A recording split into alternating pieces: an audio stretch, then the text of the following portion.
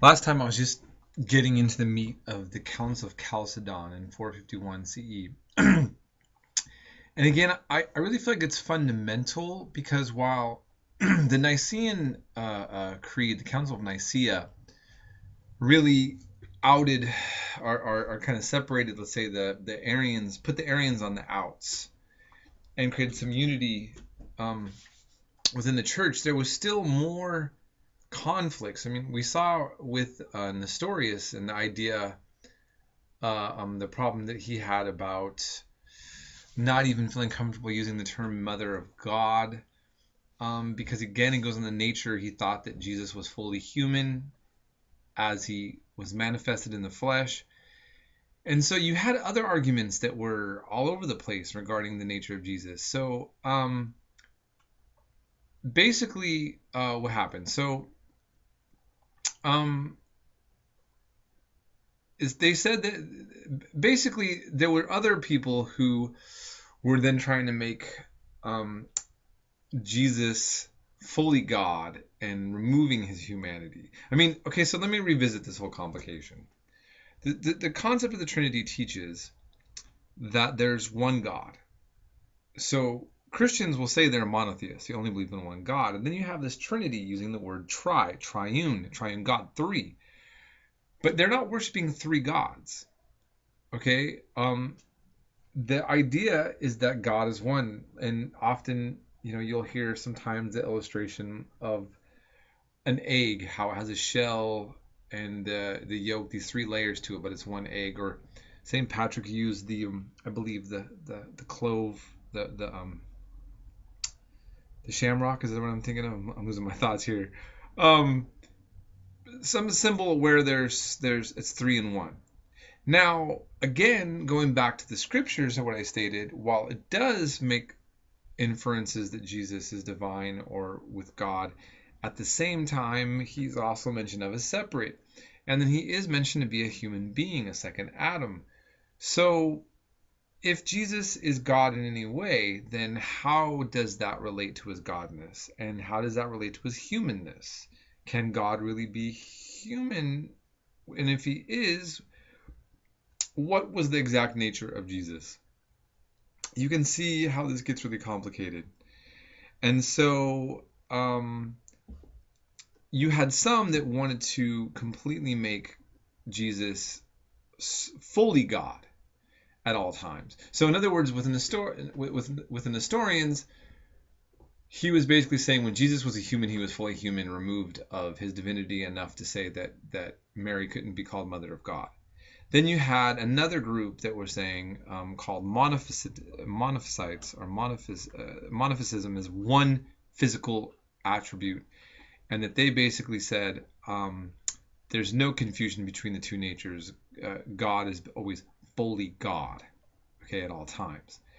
Now, what ends up happening then is these groups that were committing to this ended up getting excommunicated, anathematized, okay? Um, and so anywhere that they didn't accept the Council of Chalcedon, it was a separation. So the concept is we teach one and the same Christ, Son, Lord, only begotten, known in two natures, without confusion, without change, without division, without separation.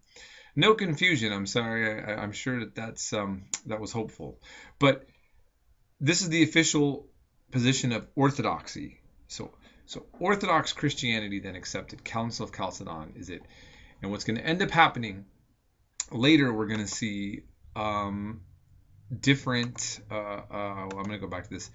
The Egyptian Coptic Church is going to be monophysite. The Ethiopian church is going to be excommunicated. They're going to be monophysite. And we're going to see some of those popping up in Syria. And so Christianity is going to have a lot of heretical churches they don't accept, but they essentially look the same and act the same, except there's this really, really minute detail and obscurity about the nature of Jesus in which they break part ways.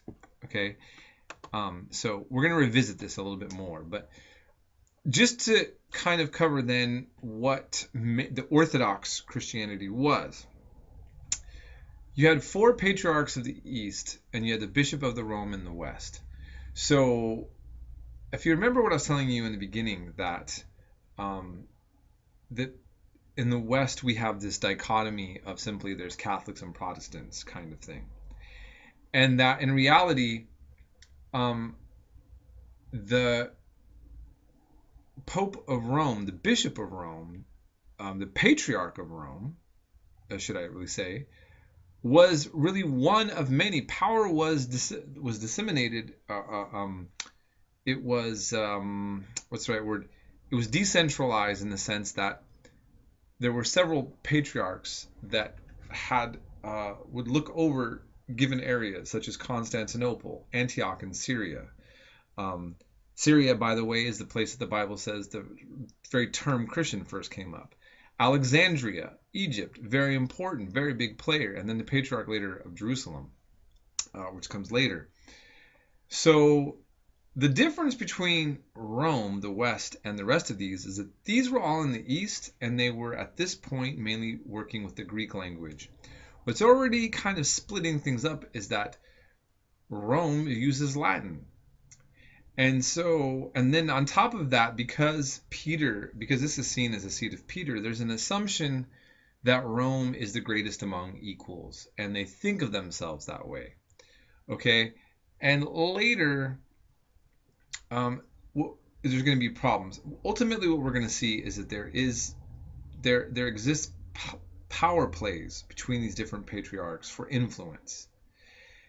And initially, Alexandria really had a lot of influence, I have to say.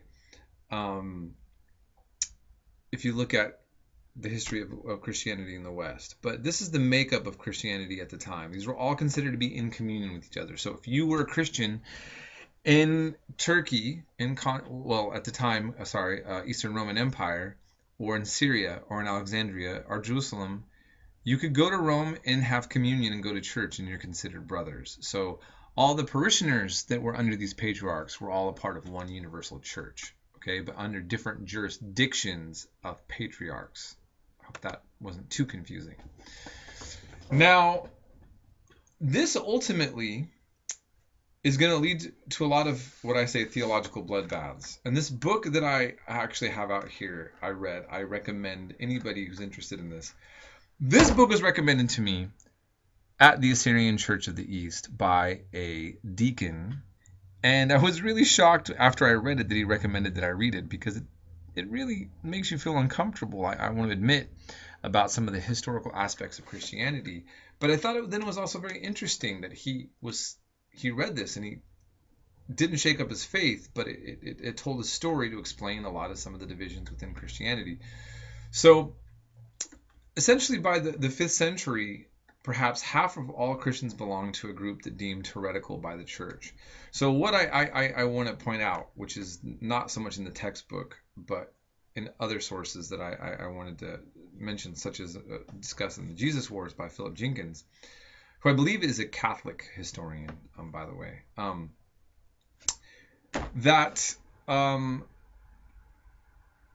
while you had the issues of the Goths in the Persian Empire, Christianity was actually starting to take issues with itself. It was having its own existential crisis. And so you had bishops and other leaders mobilizing into mobs amongst what had private militias, killing opponents, destroying property, forcing Eucharist on assumed heretics. Theological debate was everywhere, and it exhausted the population and made them ripe for the new upcoming monotheistic religion of Islam. Here's all I really want to say about this that we'll kind of cover a little bit more next week, which is that not only was Rome exhausting its population in its fight with the Persians on the Eastern Front, Christians were exhausting themselves in fighting and having these long-standing battles over the nature of Jesus.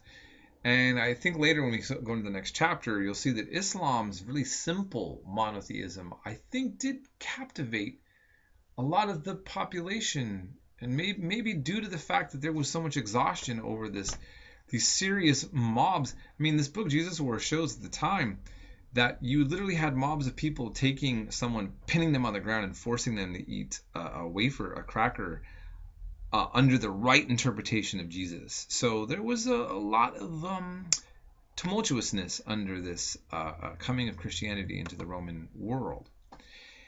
And yet, ultimately, Rome is going to fall, okay, on the Western front, the Western part. And the Eastern part's going to last for, I don't know, what, another 1,000 years, as the textbook pointed out. I will get back to this next section in the next lecture.